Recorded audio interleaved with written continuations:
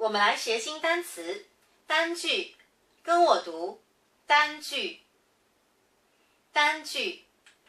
你看一下，这些都是单句。好，我们来看一看这是什么？这是洗衣机。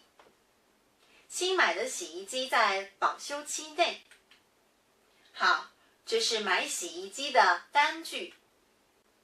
你看一看，师傅修洗衣机。好的，如果家电坏了，有单句就可以免费维修。我们先一起来学新单词，结算。结算，这是结算的意思。你看一看这里，这是10号。公司每个月10号结算工资。